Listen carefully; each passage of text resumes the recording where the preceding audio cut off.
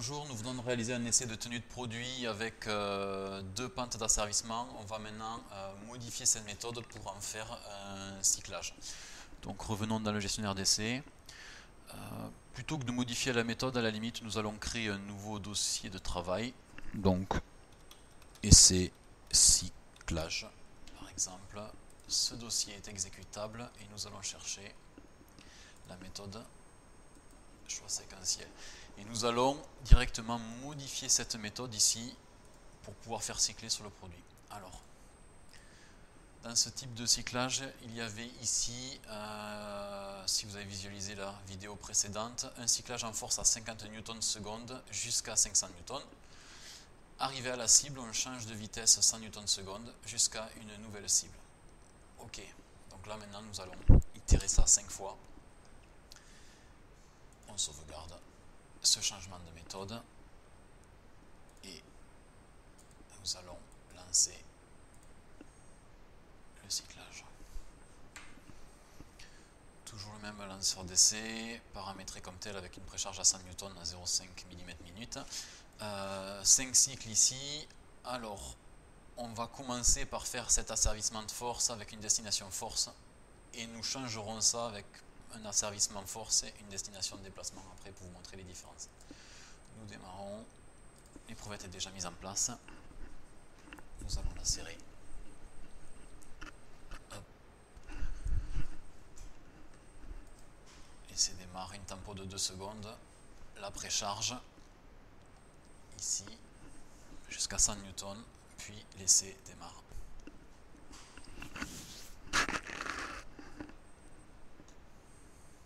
Alors l'essai va être potentiellement un peu long parce qu'il y a 5 itérations à faire. On remarque que lors d'un asservissement en force avec une destination en force, il y a un ralentissement de la vitesse pour venir épouser sans faire d'overshoot sur la destination finale.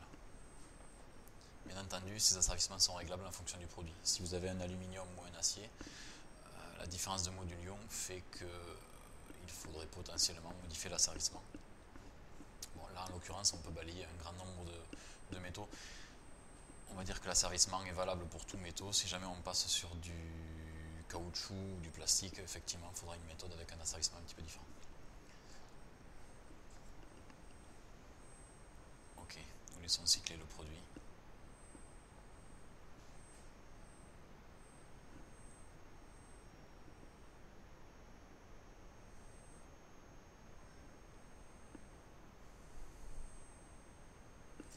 Ce qui est intéressant de voir, c'est que pendant l'essai, nous pouvons paramétrer jusqu'à 4 graphes. Là, en l'occurrence, force temps et contrainte temps.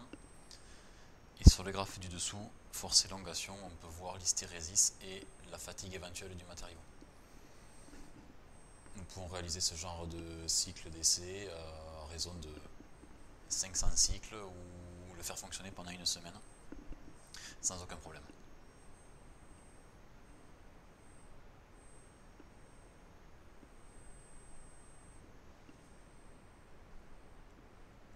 Voilà, sur cette méthode également, nous avons paramétré une seule séquence d'essai où la vitesse de montée est de 100 Newton/s et la vitesse de descente de 50 Newton/s. Si on veut paramétrer plusieurs séquences et changer le type d'asservissement, les vitesses et les destinations, on peut se faire se succéder autant de séquences que l'on veut. Ces méthodes sont souvent utilisées lorsqu'il faut préfatiguer le matériau avant de réaliser un essai de rupture ou de calcul de module, que ce soit en flexion, sur une nid d'abeille, ou même des essais de poinçonnement divers qui suivent des normes ou simplement des documentations techniques de fabricants.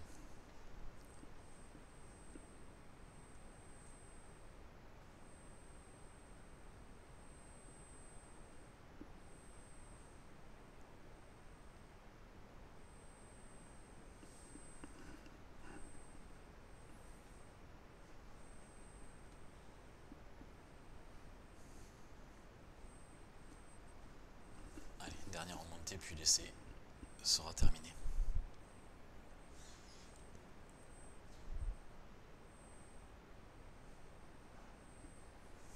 Ok, et c'est terminé. Nous avons paramétré un rapport automatique PDF.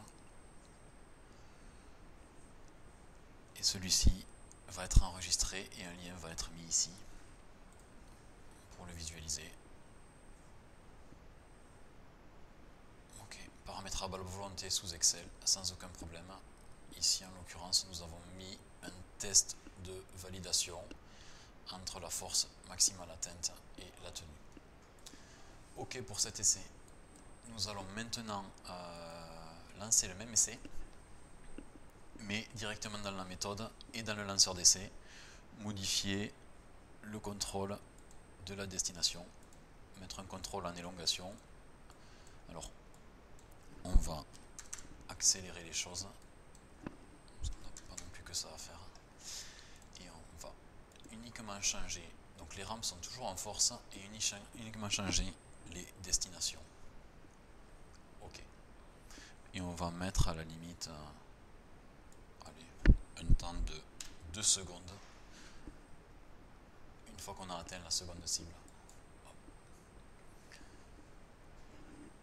Alors, juste pour ça, je vais décharger manuellement le produit pour pouvoir relancer un essai. Donc l'éprouvettes. Ok, on nous demande de serrer l'éprouvettes, que je fais de suite. Parfait. L'éprouvette est positionnée correctement.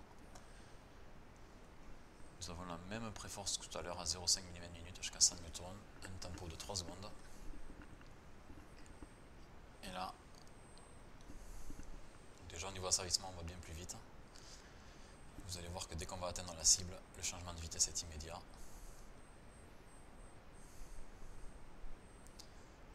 Hop. Le palier, on redescend.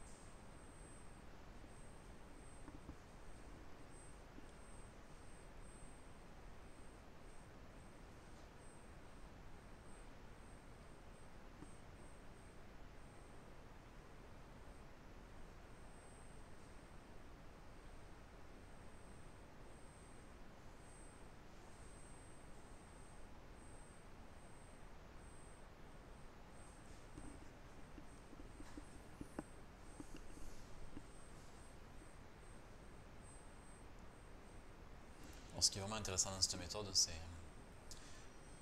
c'est clairement de pouvoir combiner les contrôles. Faire un contrôle de montée en charge jusqu'à une destination basée sur un autre signal, soit une déformation en pourcent basée sur traverse ou sur hexancemètre, ou bien sur une position relative ou une position absolue, permet de mixer les contrôles et les types d'essais que l'on réalise sur votre produit et de faire à peu près toutes les configurations.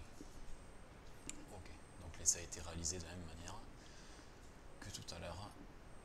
Et on va aller cliquer ici sur le rapport qui a été automatiquement enregistré dans le dossier paramétré dans la méthode. Okay. Si on revient sur le gestionnaire d'essai, on peut voir les deux tests, éventuellement faire un rapport des deux, les valider, les invalider, les exporter, ou bien visualiser le fichier TXT avec séparateur CSV sans problème. Okay. Le fichier est là. Donc là, on l'a visualisé directement sous Excel, mais on peut l'ouvrir avec le bloc-notes. L'acquisition brute de tous les canaux. Ok, je vous remercie d'avoir suivi cet essai. Bonne fin de journée.